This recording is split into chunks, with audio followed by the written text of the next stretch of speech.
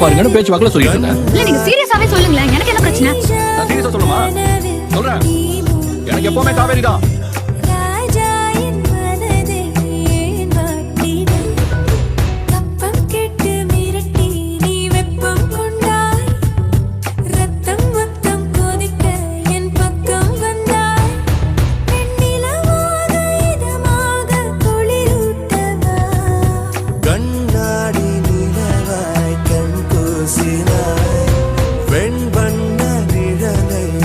நீங்க